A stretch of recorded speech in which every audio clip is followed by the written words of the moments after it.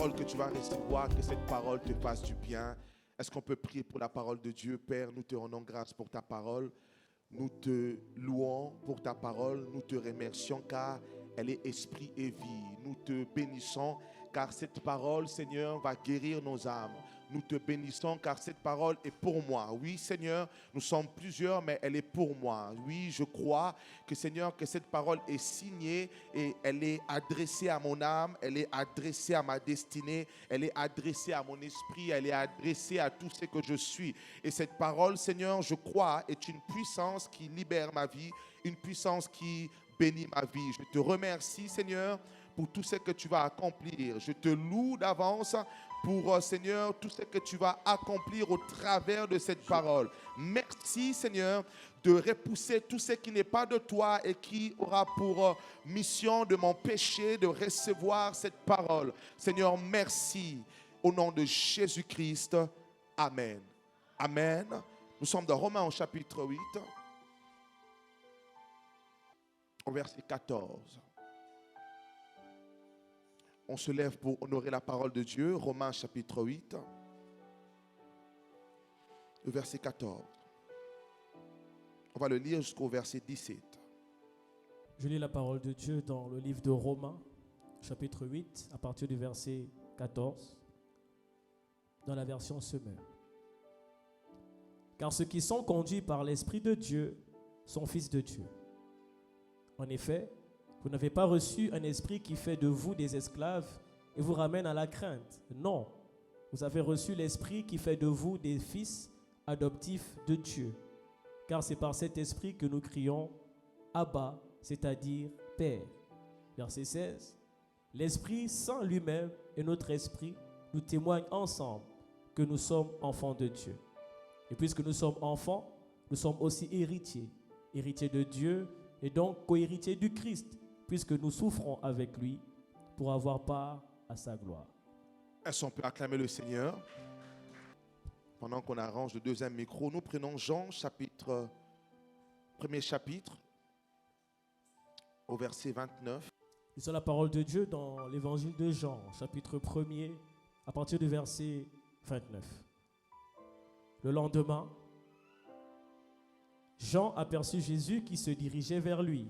Alors il s'écria, « Voici l'agneau de Dieu, celui qui ôte le péché du monde. » C'est de lui que je vous ai parlé lorsque je disais, « Un homme qui vient après moi, et il m'a précédé, car il existait avant moi. » Verset 31, « Moi non plus, je ne savais pas que c'était lui, mais si je suis venu baptiser dans l'eau, c'est pour le faire connaître au peuple d'Israël. » Jean-Baptiste rendit ce témoignage.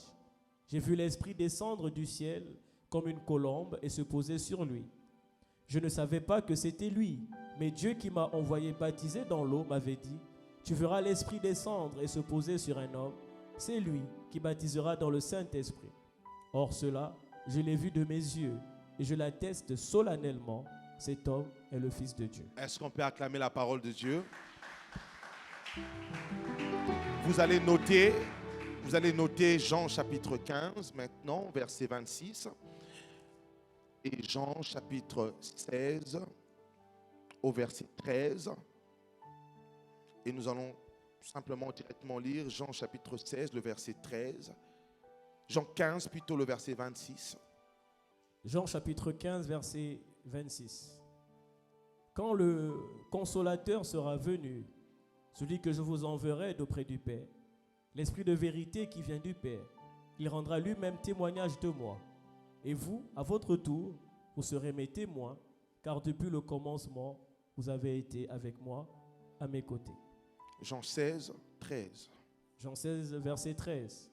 Quand l'Esprit de vérité sera venu, il vous conduira dans la vérité tout entière, car il ne parlera pas de lui-même, mais tout ce qu'il aura entendu, il le dira, et il vous annoncera les choses à venir. Il manifestera ma gloire, car il puisera dans ce qui est à moi, et vous l'annoncera. Est-ce qu'on peut acclamer le Seigneur? Merci beaucoup. J'aimerais prêcher sur le thème de l'Esprit rend témoignage. L'Esprit rend témoignage. Aujourd'hui, je parlerai sur le témoignage. Amen. Nous avons lu Romains chapitre 8. Nous avons aussi lu plusieurs passages de Jean. J'aimerais parler sur le témoignage parce que un témoignage contient toute une puissance capable de réguler la destinée d'une personne ou de plusieurs personnes. Alléluia. J'aimerais vous donner d'abord, pour commencer, simplement la définition de témoignage. Lorsqu'on dit témoignage, témoignage veut dire déclaration de ce qu'on a vu. Déclaration de ce que l'on a vu, entendu, servant à l'établissement de la vérité. Déclaration de ce que l'on a vu, entendu, servant à l'établissement de la vérité. Alléluia. Et dans la parole de Dieu contient plusieurs versets qui font office de déclarations, donc des témoignages.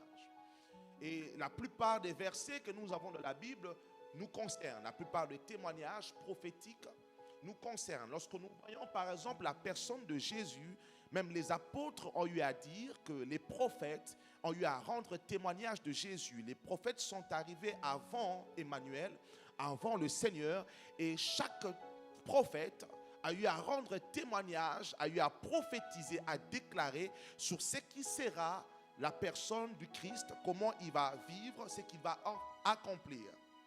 Alors, par là, nous voyons que la vie de Jésus était soutenue sur cette plateforme de plusieurs témoignages rendus à son sujet. Donc la vie d'une personne, son excellence, sa réussite, son échec, peu importe, est tenue par les témoignages. Alléluia. Et un témoignage est d'abord spirituel, un témoignage est puissant parce que la Bible nous dit que le témoignage, même la définition simple, lorsqu'on lit la Bible, la définition nous dit que le témoignage est une déclaration de ce que l'on a vu, entendu, qui servent à l'établissement d'une vérité. Amen. Donc si on parle d'une vérité, il y a des témoins concernant cette vérité. Des témoins qui ont vu, des témoins qui ont entendu. Amen. Je me rappelle d'un témoignage du frère Marc qui avait des démarches administratives concernant son passeport. Et il fallait, si ma mémoire est bonne, établir l'acte de naissance et puis l'hôpital ou bien la mairie de la ville où il a grandi ont souhaité avoir, je pense, deux personnes ou bien des personnes qui ont eu à assister à sa naissance, qui feront office de témoignage en disant que oui, véritablement, ce monsieur est né dans telle ville au Gabon, à tel hôpital, parce que nous l'avons vu. Donc l'administration a demandé à ce qu'il y ait une déclaration, des témoins. Par là, nous voyons que les témoins sont très importants. Les témoins peuvent parler sur la vie d'une personne. Même le Seigneur lui-même, à sa naissance, il y a eu des témoins. Il y a eu des personnes qui ont fait des voyages de loin. Depuis le nord, on parle des mages qui sont arrivés suivant l'étoile du Seigneur et qui ont vu la naissance du Seigneur et qui ont rendu témoignage de sa vie. Amen. Ils ont pu dire que voilà, c'est lui qui vient de naître et le roi d'Israël. Amen. Ils ont eu une révélation exacte sur sa personne. Ils ont eu une vérité inspirée, révélée sur sa personne.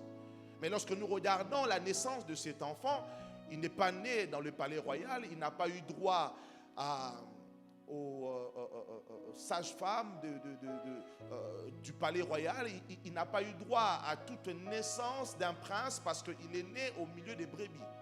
Il est né dans un lieu un peu pauvre. Mais lorsque les témoins sont arrivés, les témoins diront de lui qu'il est roi. Amen. Donc entre la réalité et la vérité, le témoignage vient nous dire la vérité de ce qu'est exactement l'individu. Même si la réalité peut le condamner. On dit de lui qu'il est roi, mais la réalité de sa naissance ne fait pas de lui un roi. Amen. On n'a pas publié sa naissance comme l'enfant du prince de l'Angleterre. On n'a pas médiatisé sa naissance comme on peut médiatiser la naissance du fils du président. Donc la réalité n'avait rien à voir par rapport à la vérité. Mais voici la puissance des témoins et du témoignage vient dire exactement qui était la personne. Lorsqu'on regarde son histoire, il est né parmi les pauvres, mais il a été crucifié en tant que roi.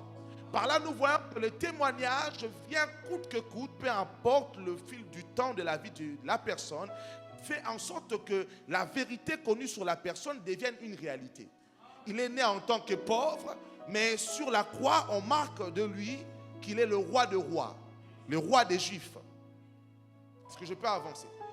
Touche ton voisin, dis-lui, la réalité n'est pas la vérité. J'aimerais vous dire une chose concernant la vie d'une personne. Il y a les témoignages, comme je suis en train de dire, et il existe 3 types de témoignages. Il y a ce témoignage qui est attaché à notre naissance. Amen. Le lieu dans lequel tu es né peut témoigner de toi. Le lit sur lequel on t'a posé peut témoigner de toi, ta naissance. Amen. Et lorsqu'on parle de ta naissance, il y a ce témoignage-là qui est attesté, qui est attaché à toi, mais qui provient en fait de tes ancêtres. Lorsque tu es né, on dit de toi que tu es le fils du charpentier. Lorsque tu es né, on dit de toi que tu es le fils de ton grand-père ou bien de ton père qui était soldat, qui était militaire, qui était brigand, qui était voleur. Amen. Lorsqu'on parle de toi, ou lorsque même on cite ton nom, par exemple, on va aller loin, on va dire les enfants de Martin Luther King. Amen. Lorsqu'on l'appelle, je ne connais pas leur prénom, admettons que c'est Joseph Luther King. Et lorsqu'on cite Luther King, on voit automatiquement son père. Donc lorsqu'on le rencontre, lorsqu'on parle avec lui, avant même de le connaître, avant même de savoir qui il est exactement, on voit la vie de son père en lui. Alléluia. Est-ce que tu es avec moi? Les enfants de Mohamed Ali, lorsque tu le regardes, lorsque tu les abordes, même si ces derniers ne sont pas boxeurs, tu auras même l'impression que lorsque la personne te parle et qu'il fait des gestes, c'est comme s'il allait te mettre un coup de poing parce que tu as l'image de son père qui est boxeur. Un témoignage attaché à sa naissance. Est-ce que je peux avancer? Touche ton voisin, dis-lui, ne dors pas. Je veux réveiller quelque chose en toi. Donc, il y a ce témoignage attaché à ta naissance. Amen. Un témoignage qui raconte une réalité connue des hommes. Mais voici, l'homme n'a pas son commencement sur la terre. Amen. Alléluia. L'homme n'a pas du tout son commencement sur la terre. La Bible déclare qu'en réalité, dans l'homme, c'est l'esprit. Et l'esprit, le monde spirituel, est en dehors du monde physique. Donc, s'il y a un témoignage attaché à ta naissance par rapport à l'identité de ta famille, laisse-moi te dire que ceux-là qui attachent ta vie au témoignage de ta naissance font erreur, parce que ta vie ne commence pas sur la terre, mais ta vie est d'abord spirituelle. Dieu dira à Jérémie, dès le sein de ta mère, je t'avais consacré, je te connaissais. Amen. Avant que ta mère eût à te connaître, moi je te connaissais parce que ton commencement est d'abord spirituel. Alors celui qui veut te connaître doit d'abord avoir des précisions sur ce que tu es sur le plan spirituel. Tout témoignage n'est pas une vérité. Tout témoignage peut être une réalité, mais ce dernier n'est pas une vérité. Alléluia. Laissez-moi vous dire qu'il y a beaucoup de personnes qu'on a eu à condamner, qu'on a eu à combattre, parce que leur témoignage est attaché à un cercle, leur témoignage est attaché à leur père, leur témoignage est attaché à leurs ancêtres, ou leur témoignage est simplement attaché à des circonstances, et même à des erreurs de circonstances, mais qui ne nous décrit pas exactement ce qu'ils sont. Eh oui, la Bible déclare, lorsqu'on parle d'Ésaü et Jacob, qui étaient dans les ventres de leur mère, la Bible nous dit que Dieu a aimé Jacob. Avant même que Jacob ne sorte des entrailles de sa mère, la Bible dit que Dieu a aimé Jacob et Dieu a détesté, a haï Ésaü. Alléluia. Là, nous avons un témoignage spirituel de ce que est exactement Jacob. Mais lorsque Jacob va naître, et dans les circonstances familiales, il y a un autre témoignage qui va sortir de lui en disant que Jacob est un voleur parce qu'il a volé l'héritage de son frère. Et longtemps, ce témoignage était attaché à sa vie. Alléluia. Mais laissez-moi vous dire, les circonstances peuvent créer des témoignages qui peuvent être des freins concernant votre destinée, mais ce que Dieu a témoigné de vous est arrivé avant que ce que les hommes ont témoigné de vous.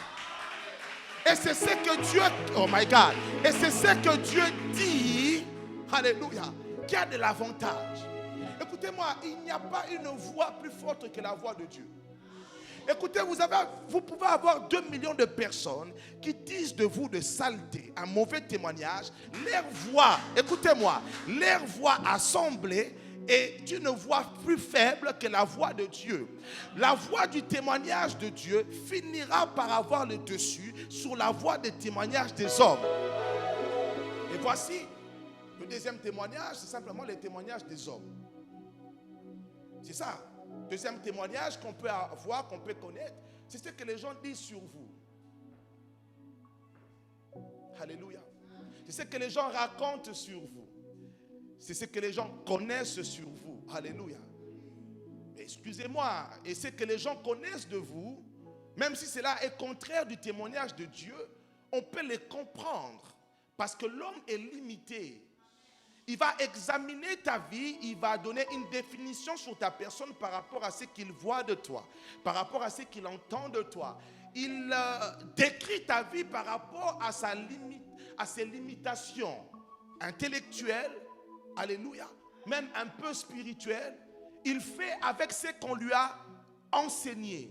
Il fait avec ce qu'on lui a appris. On lui a appris à décrire les hommes par rapport à ce que les hommes peuvent manifester comme erreur, comme chose, peu importe. Alors il te décrit par rapport à ce qu'il sait. Mais il est une erreur pour toi de te baser et de t'affaiblir, de te plaindre, parce qu'un être humain a établi un témoignage sur toi.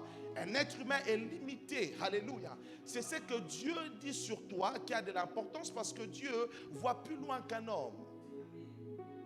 Dieu connaît avec précision les facultés de tes yeux, de tes oreilles, de tes doigts, de tes mains. Il sait avec précision ce que tu es capable de faire. Alléluia. Bien aimé, il est incroyable de voir des fois un homme face à une situation dramatique. Vous pouvez voir quelqu'un qui était timide, faible, quelqu'un qui n'était pas fort, mais face à une situation qui demande une intervention, la personne peut monter 4, 5, 6 étages, 10 étages.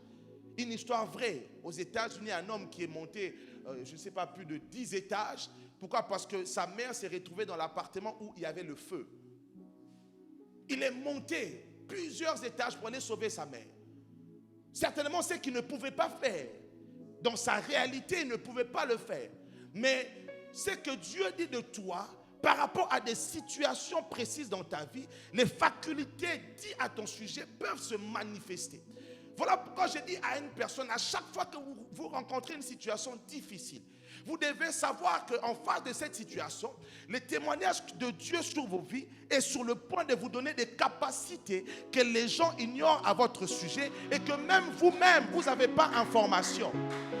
Devant chaque problème, devant chaque difficulté, devant chaque opposition, bien aimé, ne t'affaiblis pas, ne pleure pas, mais regarde à Dieu, regarde à celui qui t'a créé, à celui qui rend un témoignage sur toi, regarde à ce que la parole de Dieu dit à ton sujet et tu seras surpris des facultés, tu seras surpris des capacités qui peuvent se manifester de toi. À chaque fois qu'il y a une opposition, moi, je me prépare. Alléluia. Je sens qu'il y a quelque chose qui veut se manifester en moi. Il y a une partie de moi, il y a des attributions, des attributs de moi que je ne connais pas, qui est sur le point de se manifester. Est-ce que je peux avancer? Pourquoi Dieu permet qu'il y ait des situations difficiles devant nous? Parce que sans les situations difficiles, bien aimé, tu ne vas pas te surpasser. Tu dois rencontrer des situations d'humiliation où tu te regardes, tu dis, est-ce que je suis venu en tant que touriste sur la terre ou moi aussi j'ai une vie? Tu dois rencontrer des situations dramatiques où tu échoues. Tu dis, mais Seigneur, est-ce que je suis venu accompagner les gens ou moi aussi j'ai une destinée? Tu dois rencontrer des oppositions. Tu dois rencontrer des trahisons. Tu dois rencontrer des choses où lorsque tu te réveilles, tu réfléchis à ça. Tu dis, mais qu'est-ce que je fais? Tu dois rencontrer des choses qui vont t'enlever le sommeil. Tu n'arrives pas à dormir. Tu fais des nuits blanches. Écoutez-moi, les grandes personnalités de ce monde, les grands messieurs de ce monde, des messieurs que nous acclamons, bien-aimés, ils ne sont pas plus meilleurs que nous. Ils ont les mêmes mains que nous. Ils ont les mêmes yeux que nous. Ils ont les mêmes cerveaux que nous. C'est juste que eux, à leur moment difficile, ils ont pris le choix. Ils ont fait le choix d'aller au-delà de toute opposition. Ils ont fait le choix de contredire les dires des gens. Ils ont fait le choix de confondre ce que les gens pensent à leur sujet. Ils ont fait le choix de faire de cette situation un témoignage. La seule différence est là. Et Dieu permet souvent, bien aimé, des difficultés en face de nous. Tout ce que Dieu met au devant de toi comme difficulté, cela veut dire qu'en toi, tu as les capacités de les surmonter. Il n'y a pas des épreuves ni des tentations au-dessus de nos capacités. Toute épreuve que Dieu place devant toi, bien aimé, cela veut dire que tu as en toi ces capacités. Alléluia. Tu ne peux pas te connaître toi-même si Dieu ne ramène pas les difficultés au devant de toi. Alléluia. Alléluia. Devant Goliath, David a trouvé une opportunité. Et là, j'aimerais rentrer dans le cœur de mon message. Dans Jean que nous venons de lire, nous voyons le prophète Jean le Baptiste. J'aimerais vous remettre dans le contexte. Jean et Jésus-Christ sont cousins. Rappelez-vous dans la Bible, Élisabeth qui va rencontrer Marie, Élisabeth qui était enceinte, qui va rencontrer Marie qui était enceinte, la Bible déclare, lorsque les deux femmes se rencontrent, les deux enfants qui se trouvaient dans leur ventre vont tressaillir de joie. Amen. Donc, ils se connaissaient. Ils ont grandi ensemble. Jean était le cousin du Seigneur. Mais voici, Jean va commencer son ministère avant le Seigneur. La Bible déclare que Jean va aller dans le désert. Il est une voix qui crie dans le désert et le Seigneur va le prendre et Jean va commencer à baptiser. Il prêchait l'évangile, il prêchait la repentance et la Bible déclare il baptisait jusqu'à ce que celui que Dieu a choisi puisse venir. Jean était celui qui baptisait d'eau, mais il fallait qu'il y ait le prophète par excellence, le Machia, le Seigneur Jésus-Christ, celui qui baptise d'esprit, celui qui baptise de feu. Donc Jean était en train de baptiser en attendant la révélation de celui que Dieu avait choisi. Et la Bible déclare, frères et sœurs, pendant que Jean est en train de baptiser, pendant que Jean est en train de parler, est en train de prier, est en train de baptiser, Jean va voir son cousin. Alléluia. Il va voir Jésus-Christ en train de venir. Et il va dire, celui-là est l'agneau de Dieu. Jean le connaît. Ils ont joué au foot ensemble. Alléluia. Jean ne savait pas que Jésus était le sauveur de l'humanité. Il avait un témoignage de Jésus en tant que son cousin. C'est son frère. Amen. C'est un charpentier, c'est son ami. Le témoignage qu'il avait de lui, c'est ce qu'il connaît de lui en réalité, physiquement. Mais Jean ne s'imaginait même pas que celui qui était à ce côté était son sauveur, était son Seigneur. Il n'avait aucune idée de ce que Jésus était sur le plan spirituel. Lorsqu'il voit Jésus arriver, Jean le regarde, il dit, voici l'agneau de Dieu, bien-aimé dans le Seigneur. Il y a des personnes qui sont à vos côtés. Il y a des personnes que Dieu a placées à vos côtés, dont vous ne connaissez même pas le témoignage de Dieu à leur sujet.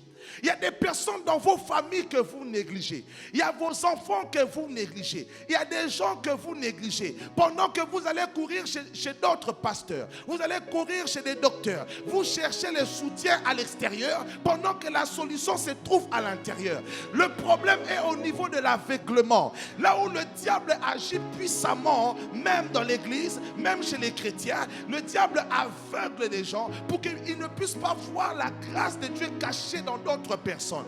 Pendant que ce que tu cherches est à tes côtés. Et en réalité, frères et sœurs, tout ce que nous cherchons, Dieu les place toujours à nos côtés. Le problème, c'est quoi? C'est le témoignage des hommes, c'est le témoignage que le diable place sur les gens qui nous aveuglent pour que nous ne voyions pas ce que Dieu a caché en eux.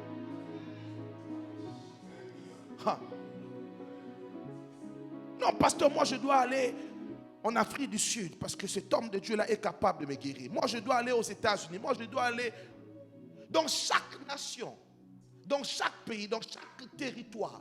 Dieu choisit une personne. Dieu équipe une personne qui est capable de faire ce que Jésus a fait, même de faire plus.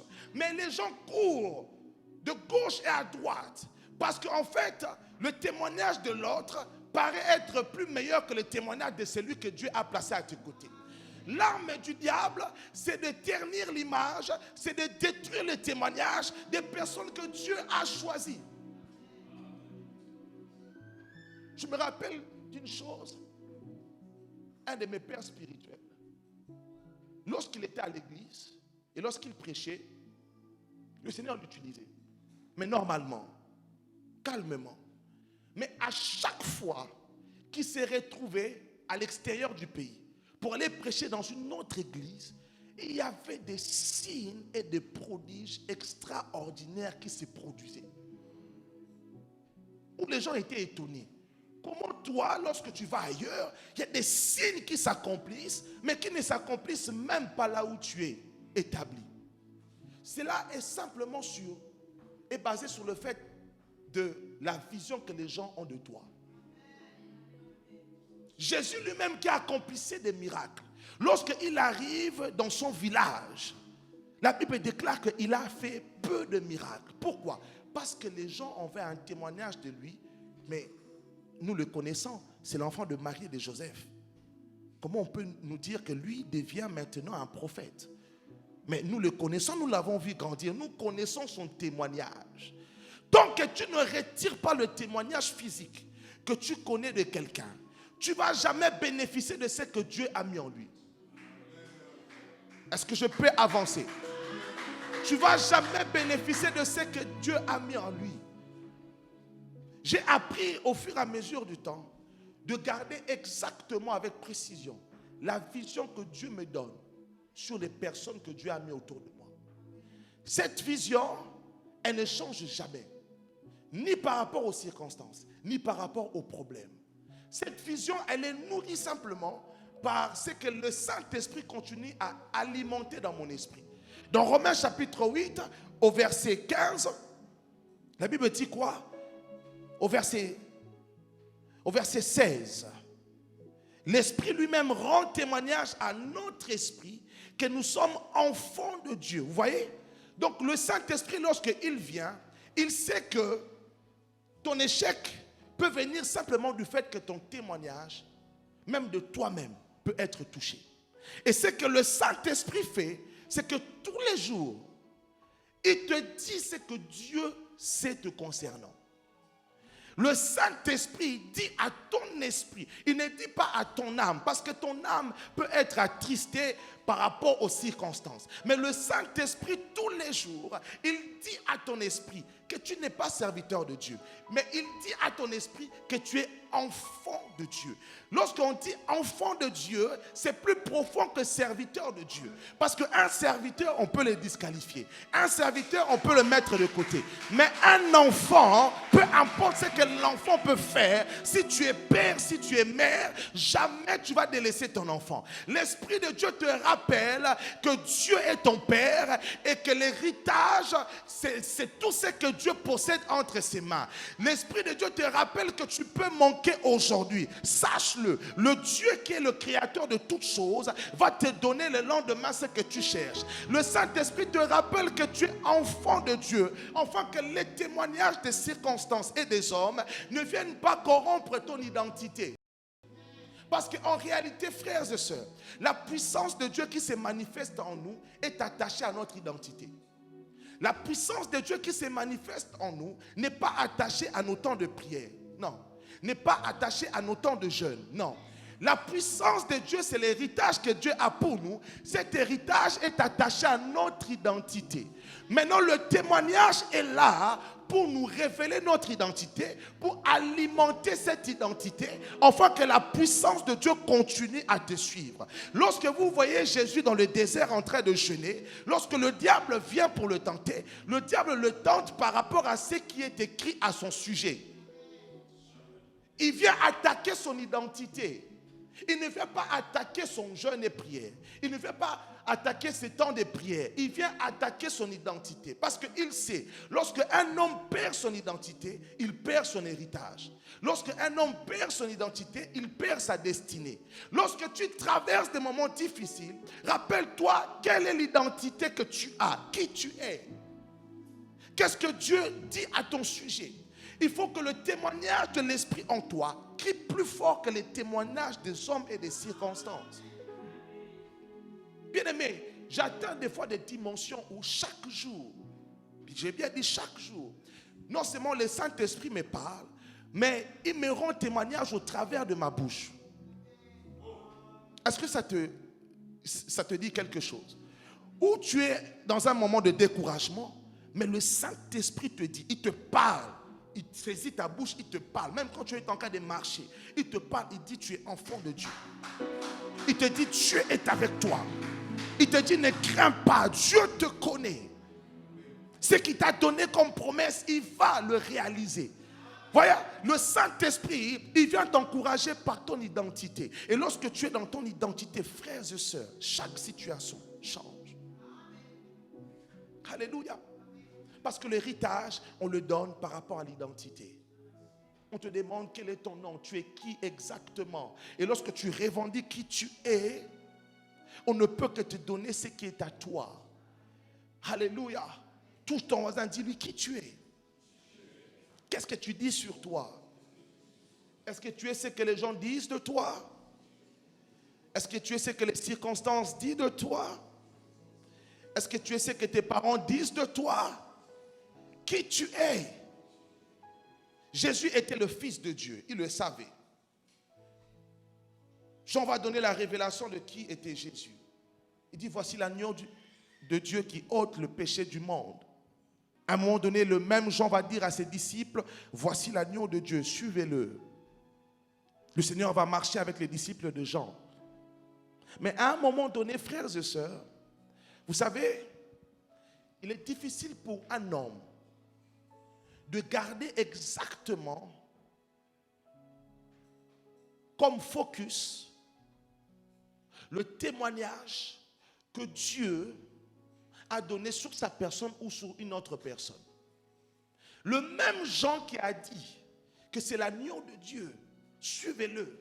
Quelque temps après, le même Jean envoie des gens vers Jésus en disant, allez lui demander, est-ce que c'est vraiment lui ou on doit attendre une autre personne?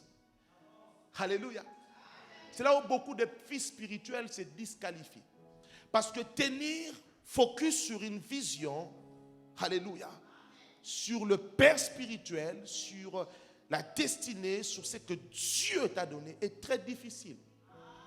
Jean le Baptiste a prophétisé devant tout le monde. Il y avait des milliers de personnes. C'est lui le Fils de Dieu. Ah, ce pasteur-là, c'est le meilleur. Ils ont témoigné, ils ont acclamé. Ils ont dit, il est de Dieu. Alléluia. J'ai été guéri par lui. Et le même Jean dit, mais attendez, c'est quand même mon cousin, après tout. Mais je l'ai vu grandir, ce Jésus. Est-ce que je n'ai pas un peu trop pris la Sainte Seine ce jour-là? Mais peut-être j'étais... Est-ce que vraiment c'est lui? Alléluia. Beaucoup de couples se sont séparés comme ça. Beaucoup des entreprises se sont séparées comme ça. Lorsqu'on perd confiance à la vision. Lorsqu'on perd confiance au témoignage que nous avons reçu sur notre mari, sur notre femme, sur notre entreprise, sur notre ministère. C'est difficile d'avoir des employés, d'avoir des serviteurs, d'avoir des enfants, des fils spirituels qui restent focus sur une vision. Focus sur le témoignage. Mais laisse-moi te dire une chose. Les personnes qui ont acclamé Jésus, ce sont les personnes qui l'ont caessé, qui l'ont frappé, qui l'ont craché dessus, qui ont dit de lui qu'il était meurtrier, qu'il était voleur. Les mêmes personnes que Jésus a guéries. Et la réponse de Jésus vis-à-vis de Jean, Jésus dit, allez dire à Jean le Baptiste. Ne lui dites pas que je viens de dire que je suis celui qui est. Mais dites à Jean, les aveugles voient. Les paralytiques marchent. Les démons sont chassés. Les âmes sont sauvées. S'il ne croit plus en moi, parce qu'il s'est rappelé que j'étais son cousin, mais il y a quelque chose qu'on ne peut pas nier. Il y a quelque chose qu'on ne peut pas oublier. Il y a quelque chose qu'on ne peut pas voiler. C'est que les démons sont chassés, il les a vus. Les boiteux ont marché, il les a vus. Oh, les malades sont guéris, il les a vus.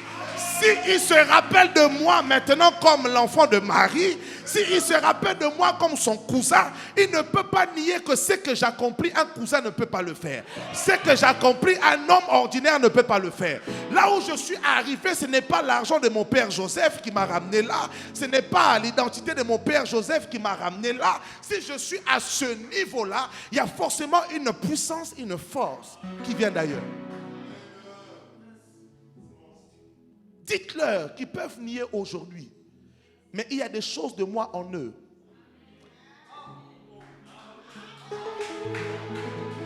La même main dont tu as acclamé pour dire qu'il est de Dieu.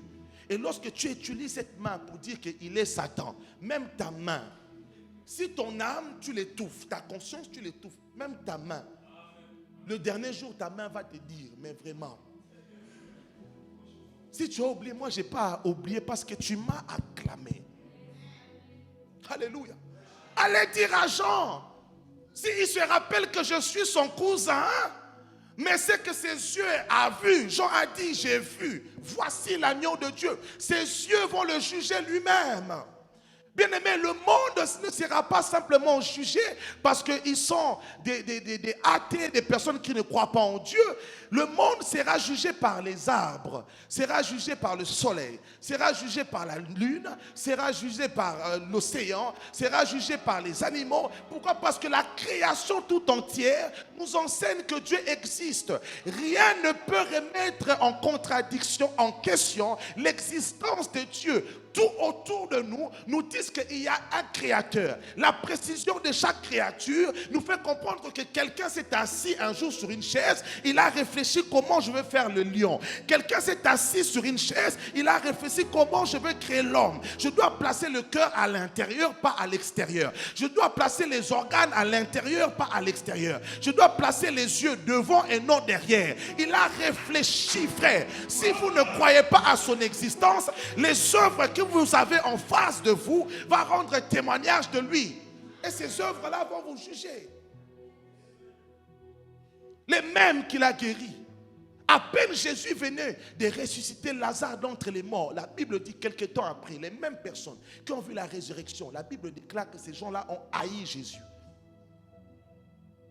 Ils l'ont caillassé, ils l'ont haï. Ils venaient de voir les œuvres de Dieu. Mais ces personnes vont dire non, celui-là n'est pas de Dieu. Bien-aimés, laissez les gens parler contre vous. Mais dans leur ventre, il y a ta viande dedans. Dans leur maison, il y a les habits que tu les as achetés. Ils peuvent monter et descendre. Écoutez-moi, ce que vous avez accompli pour eux va parler. Alléluia. Ils peuvent changer l'histoire et dire que non, c'est Dieu qui a fait. Non, c'est Dieu qui avait fait. Non, il n'y a pas de problème. Alléluia. Un jour, leur langue leur dira, mais toi, tu as rendu un bon témoignage de ce monsieur. Rappelle-toi. Que les gens vous combattent, vos œuvres vont vous suivre. Selon la Bible déclare, les œuvres de chacun suivra. C'est-à-dire que lorsque tu partiras vers le Seigneur, tes œuvres vont parler pour toi. Et c'est les œuvres qui vont te récompenser. Écoute-moi, ne deviens pas méchant parce que les gens ont été méchants avec toi. Non.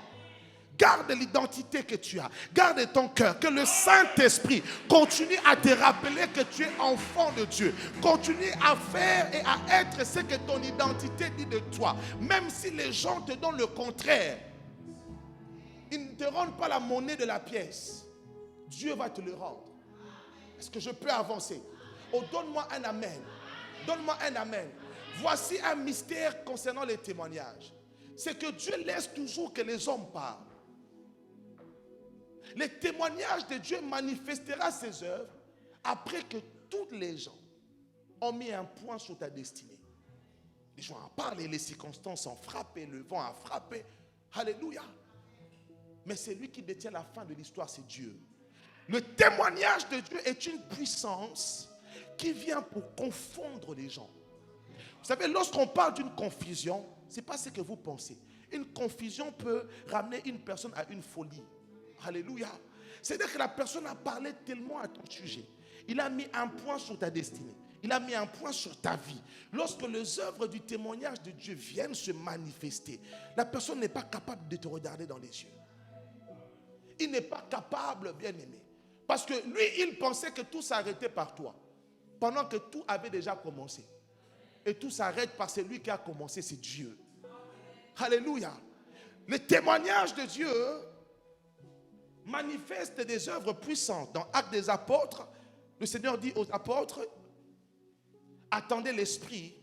Et lorsque la puissance du Saint-Esprit viendra, c'est alors que vous serez mes témoins. Et lorsqu'on parle de témoins, on parle de martyrs. De martyrs, des personnes qui vont se sacrifier. Lorsque tu es enfant de Dieu, tu es appelé à vivre des sacrifices. L'identité d'enfant de Dieu, c'est souffrir avec Christ pour être dans la gloire avec Christ. D'où le fait que toi, dans ta vie, il faut que la souffrance vienne. Alléluia. Parce que tu ne peux pas être assis sur le trône de la gloire si tu n'es pas agneau immolé. Jean dans l'Apocalypse va dire, j'ai vu l'agneau immolé sur le trône. Alléluia. Tu dois souffrir. Souffrir de beaucoup de choses. Et lorsque tu sens la douleur de ce que Christ a subi aussi pour toi, c'est à ce moment-là, bien-aimé, le témoignage que Dieu a à ton sujet va t'introduire dans la gloire. Oh, je parle à une personne. Je dis, ne t'inquiète pas pour ce que tu es en train de voir. S'il te plaît, je parle à une personne. Ne remets pas tout en question. Alléluia. Je parle à une personne. Ce que tu es en train de vivre n'est simplement les douleurs de l'enfantement. Il y a quelque chose que Dieu veut sortir de toi. Accepte-le. Alléluia.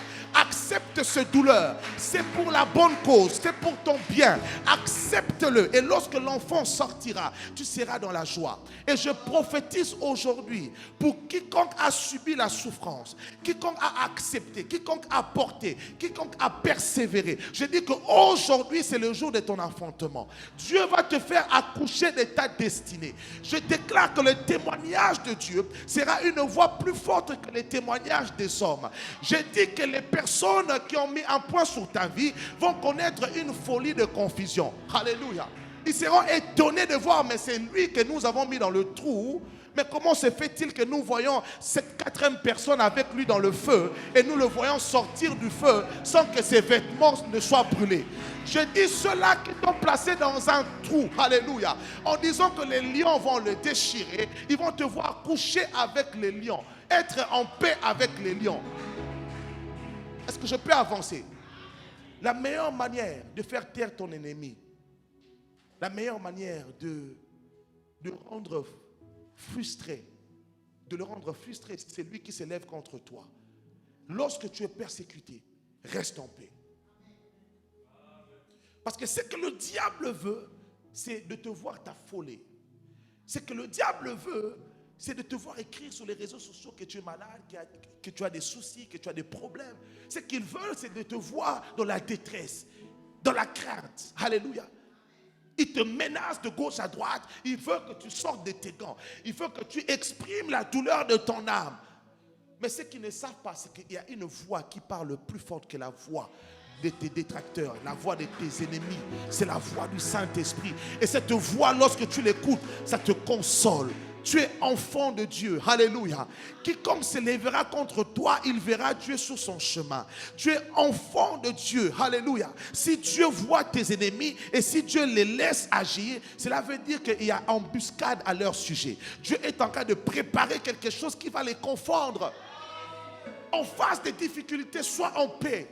Un enfant de Dieu est une personne qui a la sérénité, une personne qui est en paix. Alléluia. Une personne qui voit le mal arriver, mais tu sens que 1000 vont tomber, 10 000 vont tomber à tes côtés, car l'Éternel est ton berger. L'Éternel est ton appui. L'Éternel est celui qui défend ta vie. L'Éternel est celui qui combat pour toi. L'Éternel est celui qui détient la clé de ta destinée. Est-ce que je parle à une personne? Alléluia. Touche ton voisin, dis-lui, il y a quelque chose qui s'est produit aujourd'hui pour toi. Dis-lui, il y a quelque chose qui s'est produit aujourd'hui pour toi. L'Esprit lui-même rend témoignage à notre esprit que nous sommes enfants de Dieu. Or, si nous sommes enfants, nous sommes aussi héritiers de Dieu et co-héritiers de Christ. Si toutefois nous souffrons avec lui, afin d'être glorifiés avec lui. Alléluia. J'estime que les souffrances du temps présent, touche ton voisin, dis-lui, écoute ça. J'estime que les souffrances du temps présent ne saurait être comparé à la gloire à venir qui sera révélée pour nous. J'aimerais que tu saisisses cette parole comme une prophétie. Les souffrances présentes maintenant n'a rien à voir avec ce que Dieu est en train de préparer pour toi dans l'avenir. Apprends à écouter la voix de l'Esprit et de te réjouir dans la souffrance. Alléluia. Parce que tu vois ce que Dieu est en train d'accomplir dans l'avenir. Alléluia. Lorsque tu sens que tu souffres dans ce parcours-là, dis-toi que la fin ne peut qu'être meilleure. La fin ne peut qu'être meilleure. Voilà pourquoi tes souffrances ne seront jamais les souffrances de ton voisin. Parce que ton voisin, sa destinée n'est pas ta destinée. Sa destinée, elle est moins grande que ta destinée. Voilà pourquoi tes souffrances seront à la mesure de la grandeur de ta destinée. Frère, j'ai arrêté de me plaindre depuis longtemps. Alléluia. Et j'ai appris à prendre plaisir dans la souffrance. Alléluia. J'ai appris à prendre plaisir dans la persécution. J'ai appris à prendre plaisir dans la tribulation. Parce qu'une chose est sûre, comme je viens de le dire, tes œuvres parleront pour toi. Et tes œuvres vont te récompenser. Il y a ici des personnes certainement dont les œuvres veulent récompenser. Tu as fait des choses, des grandes choses. Mais tu as l'impression que, en fait, dans le monde, il vaut mieux être méchant que être gentil. Non. Sois bon. Alléluia. Les méchants, même si ces méchants obtiennent certaines choses, mais ils n'ont pas d'avenir ni de descendance. Tout ce qu'ils peuvent avoir ne rentre pas dans l'avenir. Ne rentre pas dans une phase d'être perpétué. Mais lorsque toi, tu es bon, frères et sœurs, peu importe ce que tu vois de négatif, de contraire, et un jour tes œuvres vont frapper à ta porte, crois-moi. Et je dis que c'est maintenant que tes œuvres vont frapper. Tes offrandes, tes dîmes, tes sacrifices vont frapper. Là où tu as agi en tant que dans l'identité d'enfant de Dieu, parce que tu ne voulais pas agir charnellement, je dis que tes œuvres vont te récompenser. Chaque chose que nous faisons dans l'identité d'enfant de Dieu manifeste une puissance pour nous. Alléluia. Je prie que cet après-midi, que Dieu récompense chaque personne. Que l'Esprit de Dieu te parle. Touche ta tête et lève-toi en même temps. Touche ta tête et lève-toi. Dis, Seigneur, aujourd'hui, je ne veux plus écouter la voix du diable. Je ne veux plus écouter les mauvais témoignages des gens. Je ne veux plus écouter les mauvais témoignages des personnes qui sont haineux, jaloux, qui sont dans la sorcellerie, qui ne sont pas reconnaissants, qui sont ingrats, qui ont perdu la vision et qui ont été aveuglés par leurs désirs charnels. Seigneur, moi aujourd'hui, je déclare que mes yeux verront le témoignage de Dieu. Là où les témoignages des hommes veulent m'aveugler. Je crois, Seigneur, qu'il y a du bon dans ma famille. Je crois qu'il y a du bon dans mon travail.